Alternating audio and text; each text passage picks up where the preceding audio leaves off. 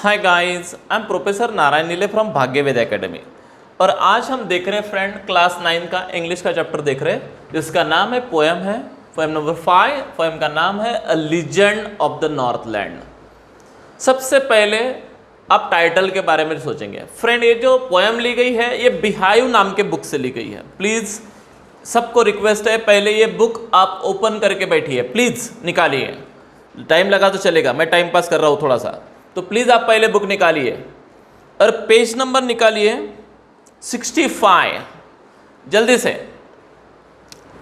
Page number 65 number का page निकालिए। वहाँ पे पोएम है फ्रेंड नंबर 5 की, अ लीजेंड ऑफ द नॉर्थलैंड। अब सबसे पहले अपन ये जो डिस्कस कर रहे हैं ये पार्ट फर्स्ट डिस्कस कर रहे हैं पोएम का, क्योंकि पोएम जो है वो बहुत लेंथी है। बहुत लेंथी मतलब नियर अबाउट 16 स्टांजाज है उस पोएम में। कितने स्टांजाज है पोएम में? टोटल स्टांजाज 16 स्टांजाज है। और अपन जो पार्ट फर्स्ट में ले रहे हैं वो सिर्फ एंड सिर्फ कितने स्टांजा ले रहे हैं? 8 स्टांजाज। ओके, और बाद में अपन जो 8 लेंगे वो पार्ट नंबर 2 में लेंगे। ओके, चलो देखते हैं। पहले पार्ट फर्स्ट देख रहे हैं आज, और सिर्फ पहले 8 स्टांजा के बारे में आज हम डिस्कस करने वाले हैं। ओके, चलो देखते हैं friend. First of all the title. सबसे पहले मैं आपको टाइटल बताता हूँ। What is the name of the title? A legend of the Northland. Friend पहले लीजेंड का मतलब लिख लो आप। What is mean by legend? Legend मतलब एक दंत कथा। What is mean by legend? इसका मीनिंग लिख लो जल्दी इंग्लिश में, जरा मैं बताता हूं आपको। A story of ancient times about the people and events. क्या बोला मैंने? A story of ancient time peoples and their events at that time, that is called the दंत कथा। उसको बोलते हैं लीजेंड। मतलब एक पास्ट की एक स्टोरी है। जैसे अपन ने पास्ट के बहुत सारी स्टोरी हमारी इंडिया में भी आप लोगों ने सुनी होंगी। कौन कौन सी स्टोरी है? एक राम था, दशरथ था, बराबर, और फिर वनवास भोगना पड़ा था उसको, 14 साल का राम को, बराबर। सीता को उठा के लेके गया था कौन? रावण। ये आपने सुना होगा। महाभारत भी सुना होगा फ्रेंड आपने। ये सब लीजेंडरी स्टोरियाँ है। रियल है या नहीं है या सच में घटित हुई है, आज भी हमें उसके ऊपर क्या है, कोई कंफर्म ऐसा हमारे पास प्रूफ नहीं है। जैसे आज भी ये सारी स्टोरिया को हम इमेजिनरी स्टोरी बोलेंगे, उन सारों को बोलते हैं हम लीजेंड। क्या बोलते हैं? लीजेंड। श्रावण बाल की स्टोरी आप लोगों ने सुना होगा, बराबर। अपने पेरेंट्स को लेके कावड़ ऐसी डाल के वो काशी ले जा रहा था, लेकिन बीच में ही दशरथ राजा ने उसको बाण मार दिया था, बराबर। यह स्टोरी आप लोगों ने सुनी होंगी फ्रेंड, 100% सुनी होगी। ये सारे क्या है? लीजेंड है। Is it's any kind of proof? Have you? तो आज आपके पास ऐसा कोई प्रूफ है क्या कि वो सच थी? तो नहीं ना। तो लाइक दैट सेम कंडीशन यहाँ पे भी वैसा ही हुआ है फ्रेंड। मतलब कोई क्या नहीं है, गारंटी नहीं है हमारी कि वो ट्रू है या फॉल्स है। तो इस प्रकार से फ्रेंड आज हमें यही डिस्कस करना है हमको कि ये जो लीजेंड है, आज हम स्टोरी एक पढ़ रहे हैं, एक लीजेंड टाइप है। ये जो पोएम है friend as a story type है। कैसी है? As a story type, but in a poetic form में है। क्या बता रहा हूँ, ध्यान में रखना है। हाँ, ये स्टोरी टाइप की पोएम है, but it is in the poetic form. But वो पोएटिक फॉर्म में है, मतलब पोएम्स है। ओके, उसमें स्टांजा वगैरह है। ऐसी नहीं तो बोले स्टोरी रहती तो कैसी रहती? एक पैराग्राफ्स होते बड़े बड़े 2-4, और उसमें वो स्टोरी होती है। लेकिन ये इसमें पैराग्राफ नहीं है, स्टांजा में कन्वर्शन है, तो इसलिए हम उसको लीजेंड बोलते हैं। तो what is mean by legend? Legend means a past story of ancient time story which depicts the events and the peoples about the past life, बराबर। it may be true or it may be false but it has a moral। but उसमें क्या होता है? Moral होता है। देखो moral, Ram और रावण का जो रामायण हमने सुना उसमें मॉरल है फ्रेंड। क्या मॉरल है? जैसे रावण ने राम की बीबी को उठा के लेके गया था, सीता को, बराबर। एट लास्ट उसका अंत हुआ। मतलब जो ऐसा बैड इवेंट्स करेगा या बैड कुछ भी करेगा, एट लास्ट उसका एंड होगा। मतलब सत्य की क्या होती है? जीत होती है। ऐसे हमारे लीजेंडरी स्टोरियों में बताया गया है। आपने और एक स्टोरी सुनी होंगी, हरिश्चंद्र। राजा हरिश्चंद्र था, उसमें ड्रीम में ही अपना पूरा राज्य क्या कर दिया था, दान कर दिया था। तो ऐसे भी बहुत सारे अपने, और एक सुनी होंगी सती सावित्री, बराबर। यानी इस प्रकार से बहुत लीजेंडरी स्टोरियाँ हमारे इंडियन माइथोलॉजी में आज भी प्रेजेंट है, हम लोगों ने सुनी है। उसी प्रकार से कुछ लीजेंडरी स्टोरियाँ फॉरेन कल्चर में भी है, जैसे जीसस क्राइस्ट, बराबर। तो ये भी शायद मेरे हिसाब से लीजेंड ही है, बराबर। एक मेरी थी, बराबर, और एक जीसस क्राइस्ट था, लोगों ने उसको क्या कर दिया था, टंगा दिया था, बराबर, और वहाँ पे नेल्स वगैरह मारे थे। तो शायद फ्रेंड ये भी इस प्रकार के क्या हो, लीजेंड हो। ये ट्रूथ है या झूठ है, ये भी आज भी हमको क्या नहीं है, पता नहीं है। तो चलो फ्रेंड, इस प्रकार से स्टोरियों को बोलते हैं लीजेंड, ये बात आप ध्यान में रखना है। It is a legendary story.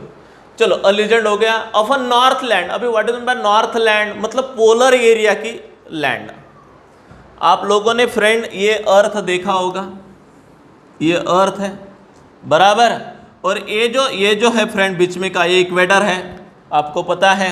और ये जो ये एरिया है फ्रेंड, ये दोनों साइड का, उसको बोलते हैं हम कौन सा area, polar area, polar region, बराबर।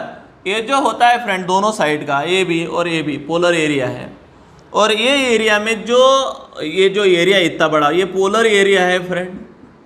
और इस एरिया में आपको पता होगा, आपने ज्योग्राफी में पढ़ा होगा, बहुत कोल्डनेस होता है, मतलब बहुत क्या रहती है, ठंड रहती है एकदम। इस एरिया में क्या होता है, स्नोफॉल होता है। क्या होता है, स्नोफॉल, हमेशा, फॉरएवर, बराबर।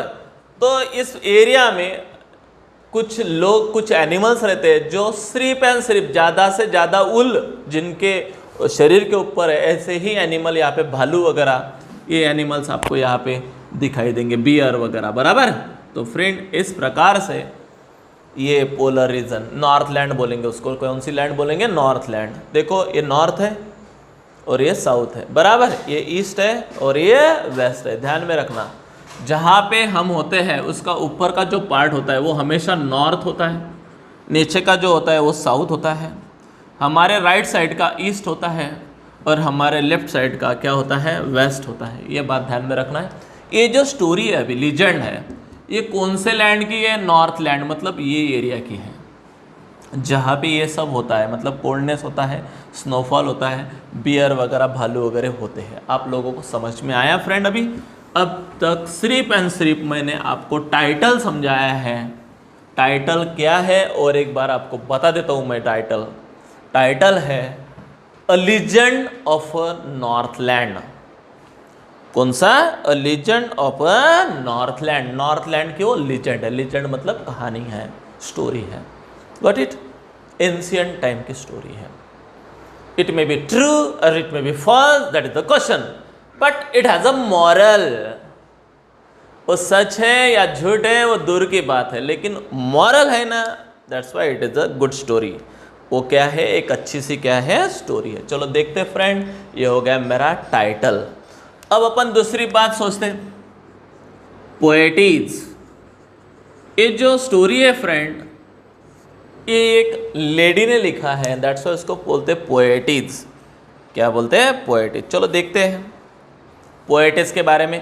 आप भी ज़रा नोटबुक निकालो और रजिस्टर में या नोटबुक में आप प्लीज़ इंफॉर्मेशन अबाउट द पोएटिज वो लिख लो, क्योंकि इंट्रोडक्शन में आपको ये लिखना पड़ता है। तो प्लीज़ आप ज़रा जो जो इन्फॉर्मेशन अब मैं प्रोवाइड कर रहा हूँ रिगार्डिंग द राइटर। क्या नाम है राइटर का? फोएबे कैरी, बराबर। उस राइटर के बारे में थोड़ा सा लिख लेते हैं। चलो, फोएबे कैरी का जन्म हुआ था फ्रेंड 1824 में और ये औरत मरी 1871 में। समझ में आया? Was an American poet's. ध्यान में रखना है, कौन सी पोएटिस है वो? अमेरिकन। लिख लो जल्दी से, अमेरिकन पोएटिस, पहला point. The younger sister of Alice Cary, ये भी अंडरलाइन करो, लिख लो। उसकी जो यंगर सिस्टर है, मतलब छोटी बहन है, क्या नाम है? Sorry, the younger sister of Alice Cary. Alice Cary बड़ी बहन है, ये उसकी छोटी बहन है। क्या का नाम? Phoebe carry. दोनों बहना है, ध्यान में रखना, एक फोएबे है और एक एलिस है। एलिस बड़ी है, एलिस कैरी, और फोएबे कैरी। बराबर। देन आप ध्यान में रखना इतना, दीज सिस्टर को पब्लिश पोयम, ये जो दोनों बहनों के नाम आप बोलेंगे सर बहन के बारे में क्यों बोल रहे, पापा के बारे में बोलो या पति के बारे में बोलो, लेकिन नहीं, इस बहनों का कुछ खास है। देखते हैं क्या खास है। इन दोनों बहनों ने कुछ पोयम को पब्लिश किया है, मतलब ये भी पोएटिस है वो भी पोएटिस है, बट को पब्लिश करते हो, मतलब को पब्लिश मतलब समझता क्या आपको, यानी एक ही बुक में पब्लिश करते हो पोएम्स। इन 1849 में पब्लिश किया था। Then each went to publish volume of their own, फिर उसके बाद में दोनों ने ओन खुद के अलग अलग वॉल्यूम क्या किए थे, पब्लिश किए थे। लेकिन कुछ वॉल्यूम उन दोनों ने को पब्लिश किए हैं, मतलब एक जगह पे पब्लिश किए हैं। ओके चलो आगे देखते हैं। जो कैरी है हमारी फोबे, ओकेजनली अटेंडेड स्कूल, वो हमेशा स्कूल ओकेजनली अटेंड करती थी। ओकेजनली मतलब कभी कभाड़ा, क्यों, प्रॉब्लम होगा कुछ, बराबर। आप तो रेगुलर अटेंड करते हो ना, आपका कोई प्रॉब्लम नहीं है, बट कुछ बच्चे होते हैं जो स्कूल नहीं अटेंड कर पाते हैं या ओकेजनली अटेंड करते हैं, तो उसके बिहाइंड कुछ तो भी क्या होगा, रीज़न होगा। क्या रीज़न है देखते। She often had to work at home, उसको बेचारी को घर काम करना पड़ता था क्योंकि उसकी मम्मा की डेथ हो गई थी। Hence was largely self educated, और इसलिए वो घर पे ही रहती थी, घर काम करते थे और सेल्फ एजुकेशन लेती थी, मतलब घर पे ही स्टडी।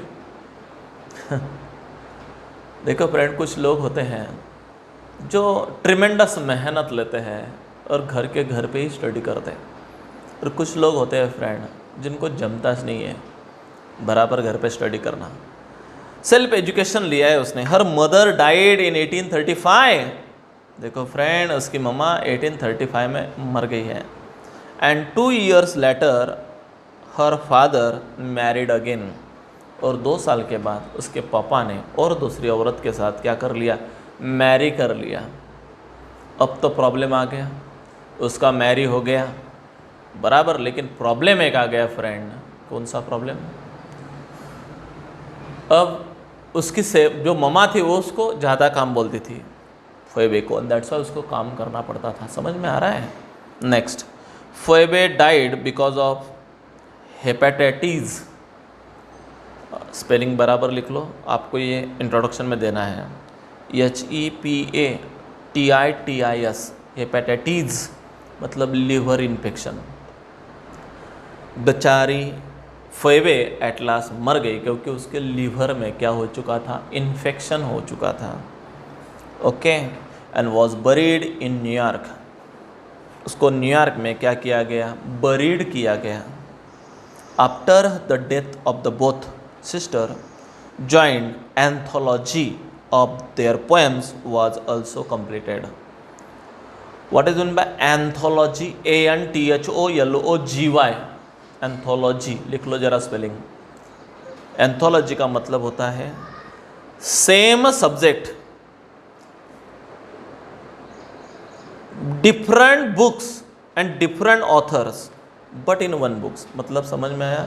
सेम सब्जेक्ट, एक सब्जेक्ट लेकिन ऑथर डिफरेंट उस सब्जेक्ट के ऊपर लिखने वाले, और वो सारे के सारे एक बुक में पब्लिश करना, उसको बोलते हैं एंथोलॉजी। बाद में उसकी बहन और उसके जो बुक्स थे वो एंथोलॉजी में पब्लिश होने लगे। ओके फ्रेंड, ये था friend introduction regarding only and only about the poetess. अपन ने पोएटिस के बारे में सुना। Clear everyone? उसके बाद में देखेंगे अपन, उसके बाद में है friend central idea, central idea of the poem. यानी इस पोएम में क्या सेंट्रल आइडिया है, किसके ऊपर ज़्यादा फोकस किया गया है।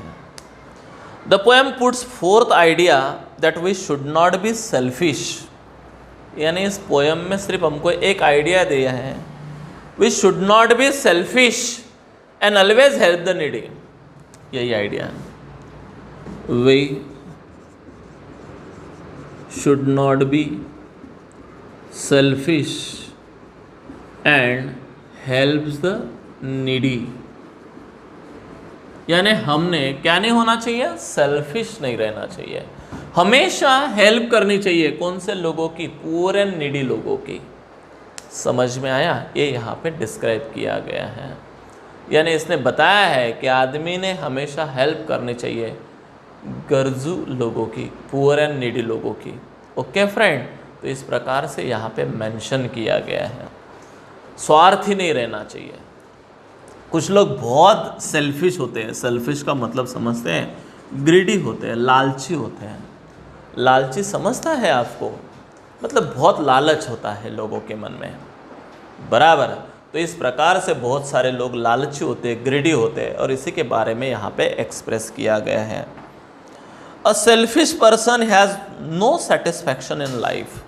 और जो आदमी जिंदगी में क्या होता है, सेल्फिश होता है, वो कभी जिंदगी में क्या नहीं होता, not satisfied, not satisfied in life. ऐसा आदमी जिंदगी में क्या नहीं होता, सेटिस्फाइड नहीं होता। समझ में आया फ्रेंड आपको? तो ये बात यहाँ पे सेंट्रल आइडिया यहाँ पे दी गई है। Regarding this if any kind of problem तो आस्क मी। समझ में आया सेंट्रल आइडिया के बारे में? ओके, तो ये तो चलो फ्रेंड, अभी अपन ने देखा, टाइटल देखा, पोएटिस कौन है, क्या है वो देखा, सेंट्रल आइडिया देखा। अब चलो जल्दी से आप पोएम ओपन करो, बुक्स ओपन करो, उसका लाइन बाय लाइन एक एक स्टांजा हम ले रहे हैं। चलो फ्रेंड, फर्स्ट स्टांजा हम देते हैं। पेज नंबर आपको बोला मैंने 65 निकालना है। हम पहले पार्ट में सिर्फ 8 स्टांजाज लेने वाले हैं। उसमें से पहला वाला स्टांजा अब हम ले रहे हैं। ध्यान देना है, फोकस करना है। उसके ऊपर मैं आपको कुछ क्वेश्चन भी पूछूंगा एक्सट्रैक्ट बेस, तो प्लीज़ ज़रा फोकस करिए। अवे देखो, उसके पहले कुछ पढ़ना है वहाँ पे। This poem narrates the legend of an old lady. ये पोएम में नरेटर ने नरेट्स किया है a legend of an old lady. किसकी लीजेंड है ये? एक ओल्ड लेडी की है। ये जो पूरी पोएम है ये regarding related to an old lady, related to an old lady. Okay, किसकी है रे? एक ओल्ड लेडी की है। जो old lady too much greedy है, मतलब बहुत क्या है, सेल्फिश है, बराबर। उसके इफेक्ट उसको भुगतना पड़ा है। और ये हो गया एक कैरेक्टर इस स्टोरी में का, इस पोएम में का, एन ओल्ड लेडी। और दूसरा जो कैरेक्टर है फ्रेंड, वो है सेंट पीटर। सेंट पीटर का नाम आपने सुना होगा, बहुत बड़ा संत है, बराबर। और उसकी वो लीजेंड है। स्टोरी में सिर्फ एंड सिर्फ कितने कैरेक्टर्स है? 2 कैरेक्टर्स है। और सिर्फ हमें उसी कैरेक्टर का स्टडी करना है, एक ग्रीडी औरत और एक सेंट पीटर, संत पीटर। चलो देखते हैं क्या है। तो away and away in the north land, यानी स्टोरी यहां की नहीं है, बहुत दूर की है। Away and away in the north land कहाँ की है? नॉर्थ लैंड की स्टोरी है, कि जो बहुत दूर है। अवे का मतलब राइट डाउन वेरी फार है, very distance. In the north land कहाँ की स्टोरी है? नॉर्थ लैंड की स्टोरी है। Where the hours of the day are few, वहां की कंडीशन कैसी है? डे में आवर्स एकदम फ्यू है और नाइट बहुत बड़ी है। देखो फ्रेंड, कहाँ का डिस्क्रिप्शन है ये? नॉर्थ लैंड का। कहाँ का डिस्क्रिप्शन है? नॉर्थ लैंड, जहाँ पे आवर्स वेरी फ्यू है, डे के hours, day hours very few है। और जो नाइट है फ्रेंड, वो बहुत बड़ी है, मतलब लंबी है, लॉन्ग है, बराबर। चलो देखते हैं। Where the hours of the day are very few, right down very few मतलब वेरी सम, बराबर। That the nights are so long in winter, और वहाँ पे विंटर जब होता है तब वहाँ की जो नाइट होती है वो बहुत बड़ी होती है। यानी दिन ज़्यादा से ज़्यादा 8 आवर्स का, और बाकी के 24 में से 8 गए तो बाकी की नाइट, इतनी बड़ी नाइट। अब आप बच्चों को लगता होगा कि ऐसी नाइट हमारी तरफ होना चाहिए ताकि हम मस्त सोए, कोई हमें उठाए ना। और डे सिर्फ 8 आवर्स का, बराबर। तो उसमें से सिर्फ 5 आवर्स का स्कूल हो, बाकी हम एंजॉय करें।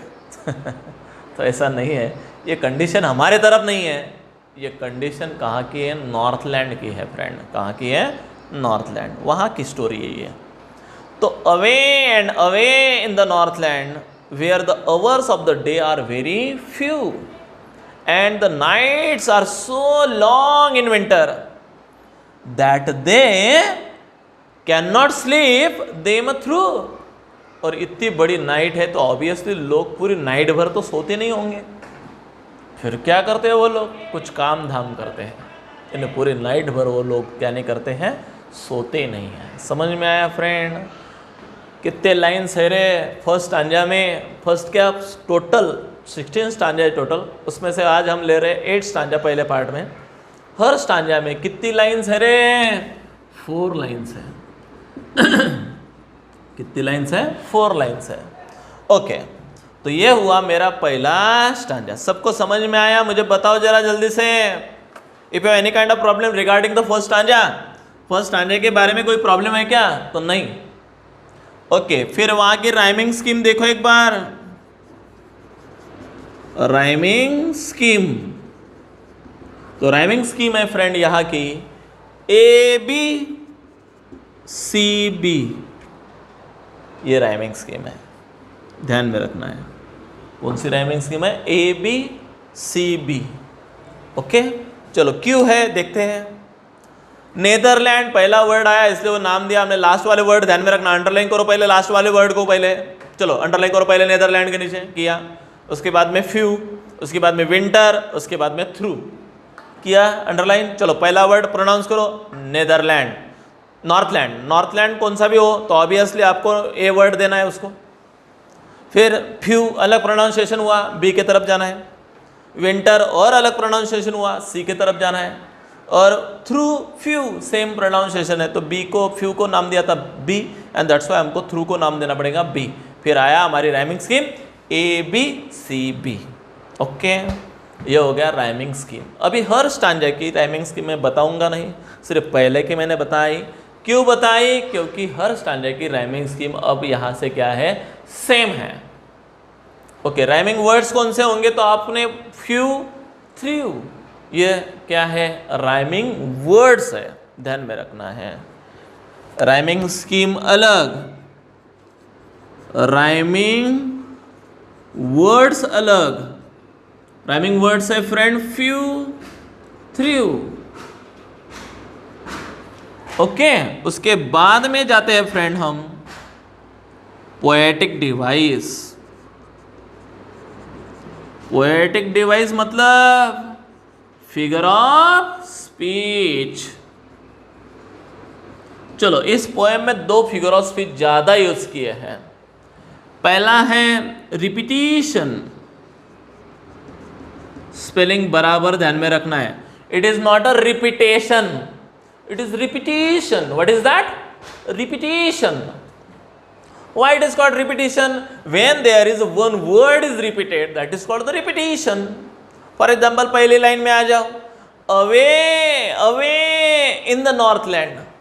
कौन सा वर्ड रिपीट हुआ है रे यहाँ पे? अवे वर्ड रिपीट हुआ है। तो लिखना, लिखो वहां पे जल्दी से ब्रैकेट करके, away and away in the Northland. उस लाइन को क्या करो? ब्रैकेट में डालो और वहां पे लिख लो it is repetition. Why it is repetition? ऐसा क्वेश्चन आएगा, वो लाइन दी जाएंगी और देखा जाएगा ब्रैकेट में name and explain the figure of speech. मतलब इस पोएम में कौन सा फिगर ऑफ स्पीच यूज किया गया है और उसका मीनिंग आपको बताना है। तो आप क्या बताएंगे? It is a repetition because here away word is repeated for the sake of poetic effect. क्या लिखेंगे? और एक बार बता दो, ध्यान से सुनना है। It is repetition because here away, away को काय में डालना? सिंगल यूनिट कॉमा में डालना। Away word is repeated for the sake of poetic effect. Okay friend, so it is called repetition. ये एक फिगर ऑफ स्पीच यूज किया गया है नंबर 1 का। और नंबर 2 का alliteration. What is in by alliteration? Here one sound is repeated, यहाँ पे वन वर्ड इज रिपीटेड, यहाँ पे क्या वर्ड रिपीट होता है और यहाँ पे क्या होता है, एक साउंड रिपीट होता है, that is called the repetition. For example एक मराठी में आपको पता था, काकूने काकाच्या कामाचे कागद कात्रीने कच्चा कच्चा कापून काढले. कौन सा साउंड रिपीट हुआ यहाँ पे, क sound, so it is called the alliteration. वैसे सेम इंग्लिश में. चलो देखो आप लाइन नंबर आ जाओ 4 पे, आ गए आप लाइन नंबर 4 पे. चलो उसमें देखो दैट दे, दैट का स्टार्ट हुआ है टी से और दे का स्टार्ट हुआ है भी टी से, तो फिर कौन सा साउंड रिपीट हुआ है वहां पे, T sound.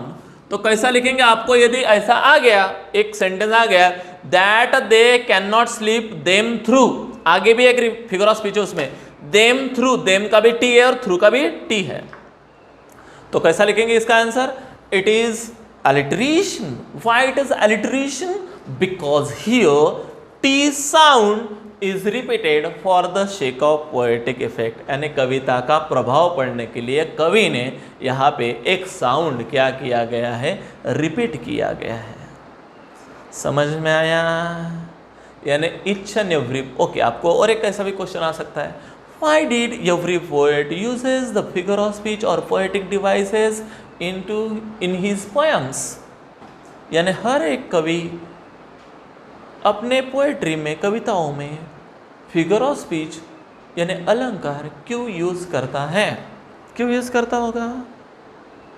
To a great effect on readers, यानी रीडर्स को के ऊपर क्या करने के लिए, इफेक्ट करने के लिए. To a great effect on reader, number 1 लिखा, क्यों रीजन लिखा, लिख लो जल्दी से, to a great effect on readers. दूसरा लिखो point 2, to make his poem superb, उसकी पोएम क्या करने के लिए, सुपर्ब करने के लिए. तीसरा, to stop the monotonousness of the poem, poem का जो कंटालवाना रूप होता है वो निकालने के लिए. और तीसरा, for using the rhyming words and rhyming scheme, यानी tone in a proper tone में करने के लिए. ओके, एवरी पोएट यूजेस, और to attract the readers, readers को क्या करने के लिए, अपने पोएम की तरफ अट्रैक्ट करने के लिए every poet uses the figure of speech और poetic devices in their poems. Okay, ख़त्म किस्सा.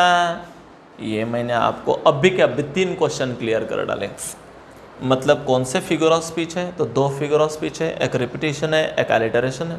रिपीटेशन में 1 word is repeated for the sake of poetic effect, and in alliteration में 1 sound is repeated for the sake of poetic effect. Okay friend, उसमें मैंने और एक बात बताई, why did every poet uses the poetic device और figure of speech in his poetry. हर एक कवि अपने कविताओं में फिगर ऑफ स्पीच क्यों यूज़ करता है, तो that is the reason. Okay, किस्सा ख़त्म. और एक क्वेश्चन क्लियर किया मैंने कि ये इसको लीजेंड क्यों बोलते हैं, ये भी मैंने बोला. उसके बाद में मैंने नॉर्थलैंड कहाँ पे, ये भी बोला. उसके बाद में कैरेक्टर जो अपना जो पोएट है, उस फोबी कैरी, उसकी बहन के बारे में भी बोला, उन दोनों की मौत वगैरह कैसे हुई, इस टोटल इंट्रोडक्शन मैंने दिया. उसके बाद में 2 कैरेक्टर्स इस स्टोरी में हैं, एक ओल्ड लेडी है और एक सेंट पीटर है, बराबर. और उसके बाद में अपना सेंट्रल आइडिया देखिए कि we should not be selfish, हमने क्या नहीं होना चाहिए, सेल्फिश नहीं होना चाहिए, और हेल्प्स टू द नीडी, और हमेशा गर्जू लोगों को, नीडी पुअर एंड नीडी लोगों को क्या करना चाहिए, हेल्प करना चाहिए. स्कीम भी बताई मैंने, राइमिंग वर्ड्स भी बताए मैंने. ओके, चलो नेक्स्ट. पहला स्टांजा कंप्लीट हुआ है, लेकिन उसके एक्सट्रैक्ट बेस्ड क्वेश्चन अभी भी बाकी है. चलो देखते हैं एक्सट्रैक्ट बेस्ड क्वेश्चन क्या है. चलो पहला, which place is discussed in this stanza, बताओ जल्दी से. Obviously northland. कौन सा प्लेस डिस्कस किया है friend, northland. What specific qualities in the place are mention in the stanza, उस प्लेस की कौन सी क्वालिटी यहाँ पे मेंशन की है, तो मैंने आपको पहले ही बताया, the days hours are very few and nights hours are, the night is very long.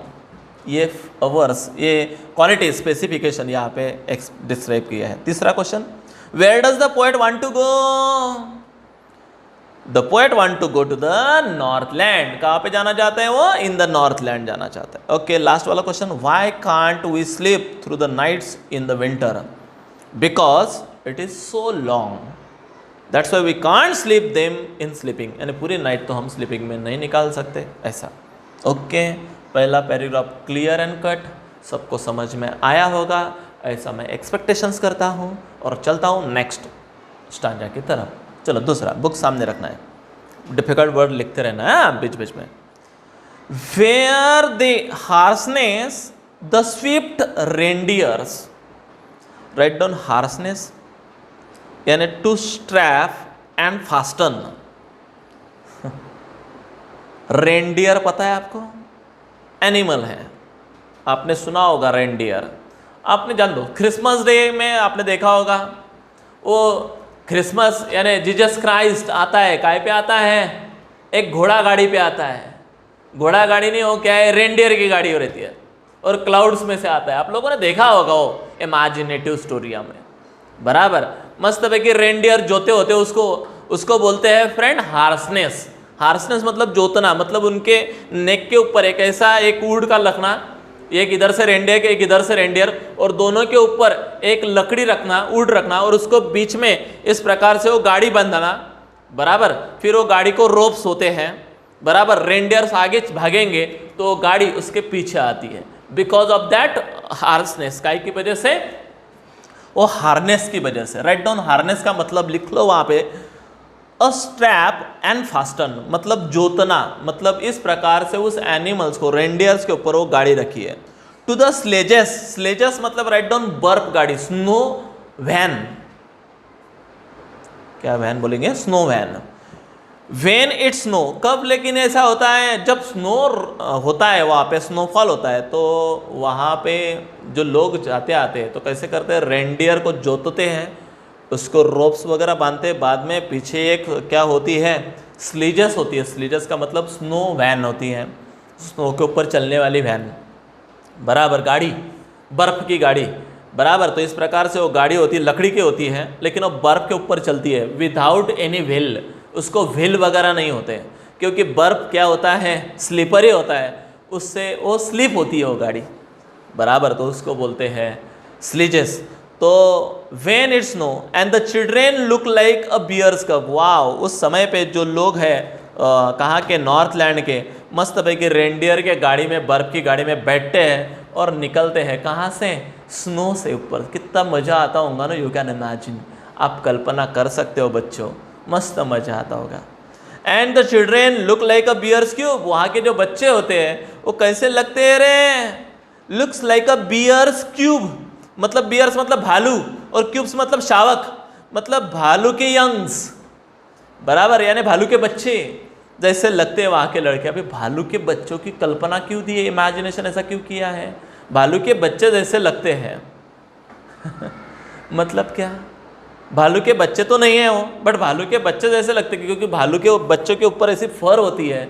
तो उसी प्रकार से वहाँ पे नॉर्थ लैंड में विंटर सीजन में हर एक पेरेंट्स अपने बच्चों को ट्रिमेंडस उलन के क्या पहनता है, स्वेटर पहनता है, उससे वो बच्चे लुकड़ा भी हो तो क्या लगता है, मोटा माटा लगता है। अपन भी जब स्वेटर्स वगैरह पहनते हैं तो हम भी क्या हो जाते हैं, और दुगने मोटे हो जाते हैं। लेकिन हमारे यहाँ के स्वेटर्स इतने बड़े नहीं होते, लेकिन नॉर्थ लैंड के जो स्वेटर्स होते हैं वो इतने जाड़ होते हैं। ऑब्वियसली उसके ऊपर ट्रिमेंडस क्या होती है, फर होती है, तो ऑब्वियसली वो भालू जैसे लगते हैं, मोटे माटे, इसलिए भालू के बच्चे जैसे वहाँ के लड़के लगते होंगे, यानी कितने मस्त लगते होंगे, you can imagine. Okay, in their funny fur clothes, बराबर। तो फनी का मतलब लिखो वहाँ पे हास्यजनक, फरी, फरी का मतलब राइट डाउन फर वाले क्लोथ्स, यानी वो अपने बच्चों के क्या पहनते हैं, फर वगैरह पहनते हैं, उससे वो बच्चे एकदम फनी फनी क्यूटी क्यूटी लगते हैं, क्यूटी पाए जैसे। समझ में आया फ्रेंड? ओके, और एक बात बोलता हूँ कि वहाँ पे एक बर्फ़ की गाड़ी चलती है और वो रेंडियर हाँकते हैं, यानी पहले चलते हैं उसके बाद में एक गाड़ी चलती है उनके बिहाइंड, बराबर। मस्त मज़ा आता है। उन गाड़ियों में छोटे छोटे बच्चों को बिठाते हैं, यानी वो बच्चे काय की तरह दिखते हैं, भालू के बच्चे की तरह दिखते हैं। चलो अभी यहाँ पे फिगर ऑफ स्पीच देख लेते हैं। पहले स्टैंडर्ड में हमने देखा 2 फिगर ऑफ स्पीच यूज़ हुए हैं, यहाँ पे देखेंगे सेकंड में लिखो ज़रा जल्दी से, लास्ट वाला पैराग्राफ आ जाओ। कौन लास्ट वाली लाइन, इन देयर फनी फरी क्लोथ्स, फनी फ्यूरी, एफ की साउंड रिपीट हुआ है, तो कौन सा फिगर ऑफ स्पीच है वो, एलिटरेशन लिख लो वहाँ पे, it is alliteration because here the F sound is repeated for the sake of poetic effect. लिखा उसके ऊपर आ जाओ जरा, ऊपर की लाइन, क्या लाइन है पढ़ो एक बार। And the children look like a bears cub, ये लाइन है। ओके, तो लुक लाइक, लाइक के नीचे अंडरलाइन करो, ये सिमिली है फ्रेंड। कौन सा फिगर ऑफ स्पीच है? सिमिली। लिख लो वहां पे जल्दी से सब बच्चे, पहले ये सिमिली है। And why it is called a simile, इसको सिमिली क्यों बोलते हैं हम? तो चलो लिख लेते हैं यहाँ पे। सिमिली का मतलब मैं आपको बताता हूँ, तीसरा figure of speech simile. Simile मतलब उपमा अलंकार, मतलब एखादे आदमी को एखादी को उपमा देना। मतलब तेरा मुकड़ा चांद का टुकड़ा, मतलब तेरा मुकड़ा ऐसा दिख रहा है कि चांद के टुकड़े जैसा, बराबर। या क्या किया मैंने? उपमा दिया, यानी one thing is compared with another and using the like और एज वर्ड। उसमें कौन कौन से वर्ड होते हैं? एज होता है, नहीं तो लाइक वर्ड होता है। जिस सेंटेंस में एज या लाइक वर्ड दिखे रे दिखे कि बिंदास लिख लेना, it is a simile. Okay, देखते यहाँ पे मैं और एक सेंटेंस पढ़ता। The children look like a bears cubes, यानी वो बच्चे कैसे दिख रहे थे? बियर्स क्यूब्स ऐसे दिख रहे थे। तो ये क्या है? It is a simile. Why it is simile? Because here the little children look like a bear cubes, क्योंकि वो छोटे बच्चे काय की तरह दिखते हैं? बियर क्यूब्स की तरह दिखते हैं। That's why it is called the simile, इसलिए वो सिमिली है। किसकी कंपैरिजन किसके साथ की है? वहाँ के लड़कों की कंपैरिजन, चिल्ड्रेन की कंपैरिजन बियर क्यूब्स के साथ की है। ओके भालू के बच्चे के साथ, और लाइक वर्ड यूज किया गया है। That's why it is a simile. यदि वो लाइन आपको आगे और ब्रैकेट में यदि लिखा होगा name and explain the figure of speech, तो आप वहाँ पे जरूर लिखना it is simile because here the children are compared with bears cubes and like word is used, so it is a simile. Okay, got it? सबको समझ में आ गया? चलो चलते हैं आगे। ओके, दूसरा पैरा स्टांजा हो गया, उसके क्वेश्चंस देख लेते हैं। Who are the children compared to? अभी बोला मैंने, bears cubes. What kind of clothes do the children wear? The funny and fury clothes. Where do they harshness swift reindeer do? तो कहाँ पे जाते हो? The harness the swift and reindeer to the sledges. Sledges मतलब वो बर्फ की गाड़ी।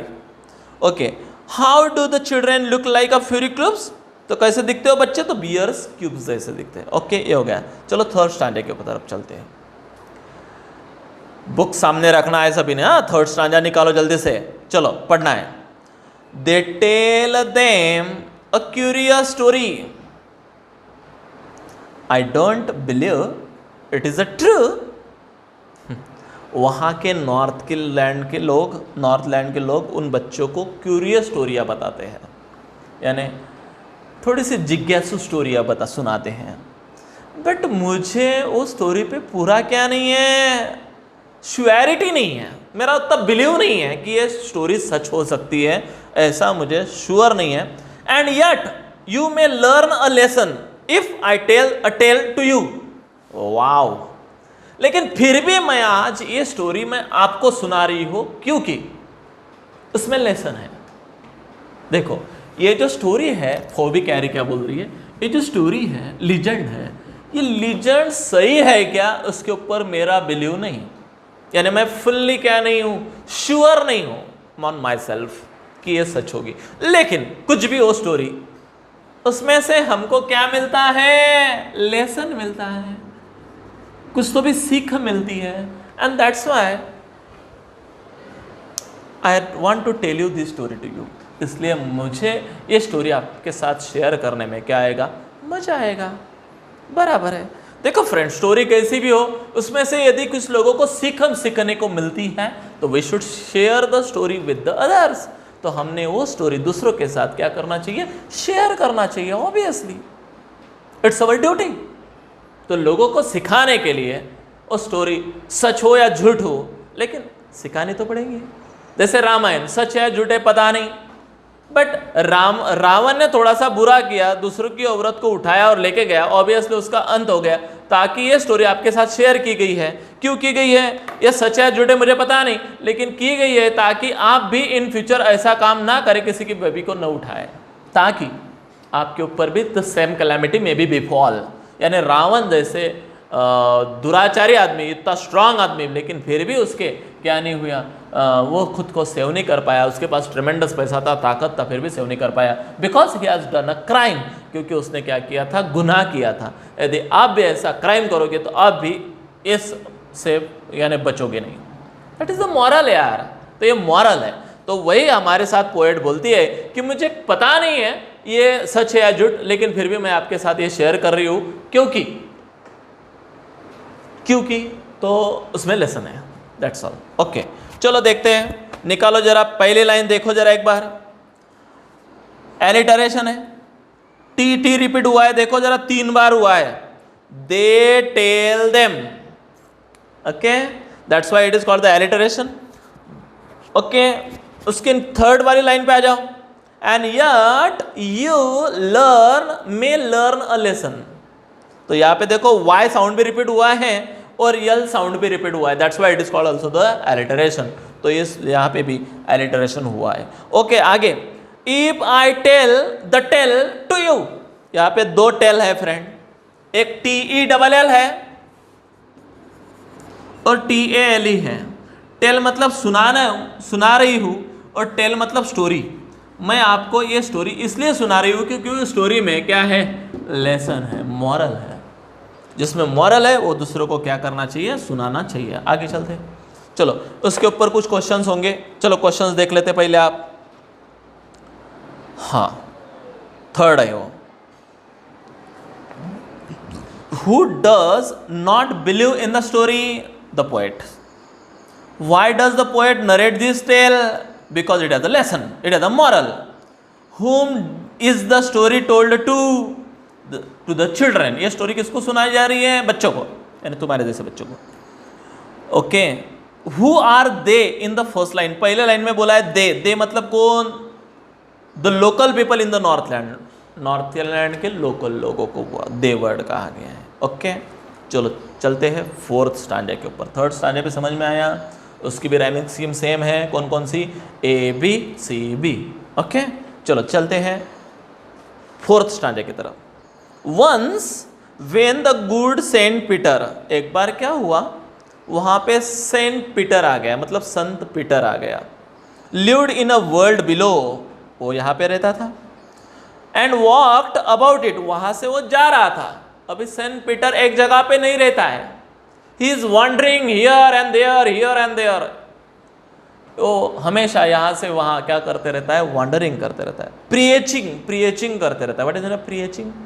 Teaching a lesson. Right down, word लिख लो जरा, प्रीचिंग का मतलब लिखो।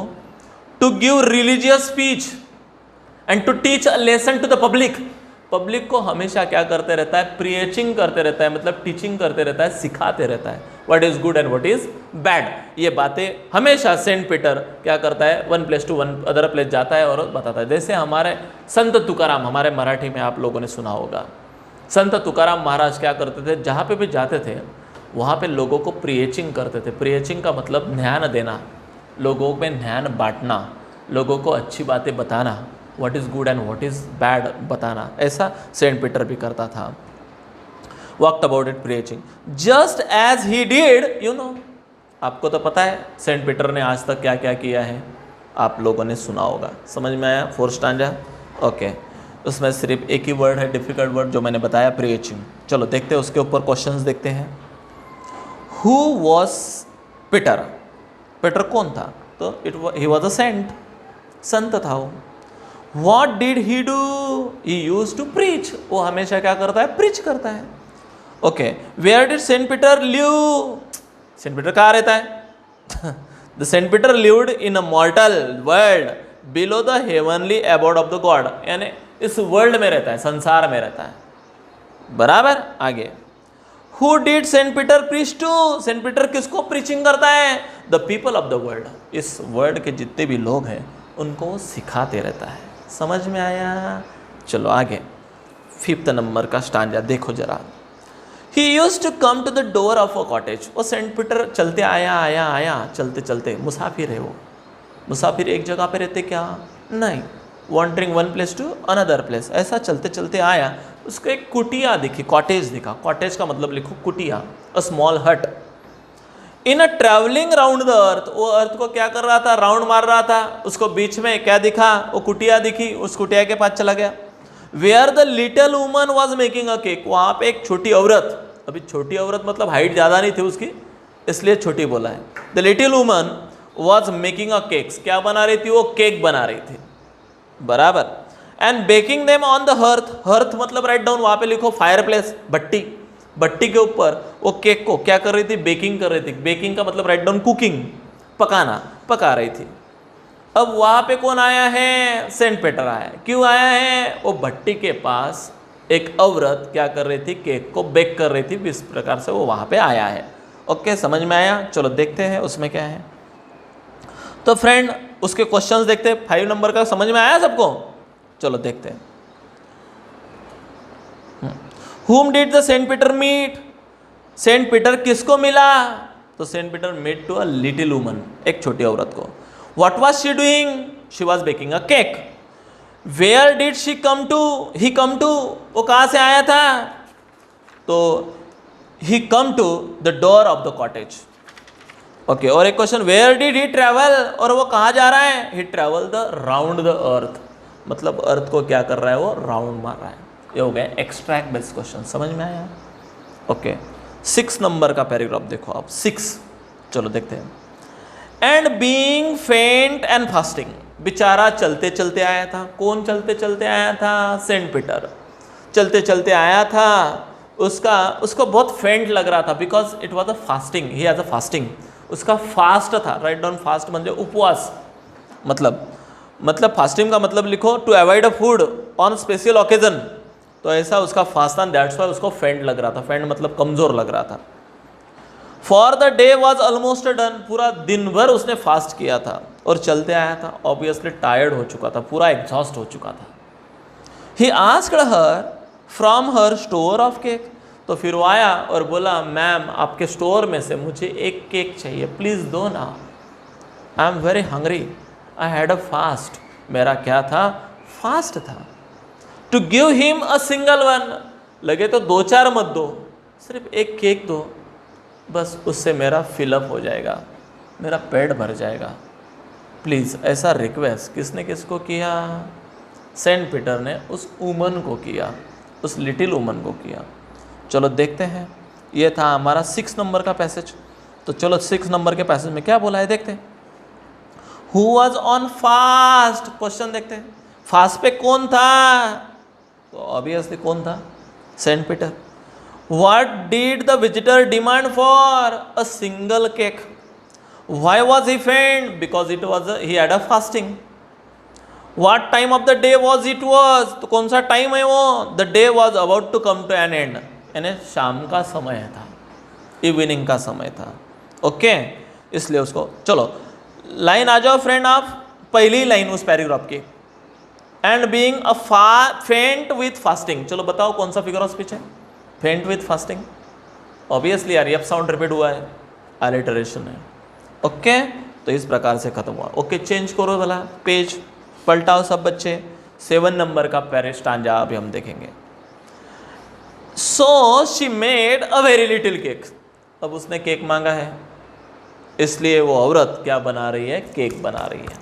बनाया उसने केक मस्त पैकी, लेकिन लिटिल बनाया, बट इट वॉज बेकिंग ले, और उसको ले बेकिंग करने के लिए डाल दिया।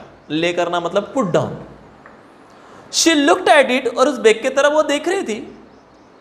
थॉट इट सीम, और सोच रही थी, it seems too large to give away, अरे यार ये तो जरा ज्यादा बड़ा हो गया, देने के लायक तो नहीं है, बराबर, जरा ज्यादा क्या हो गया, बड़ा हो गया, ऐसा उसने सोचा। देखो क्या क्या किया, केक बनाया, बेकिंग करने के लिए भी रखा, लेकिन बाद में बेकिंग करते समय उसको समझ में आया, यार ये केक ज़रा ज़्यादा क्या हो गया, बड़ा हो गया, पहले से ही तो फूड का प्रॉब्लम है, तो इसलिए उसने छोटा बनाना चाहिए था, ऐसा उसको लगा।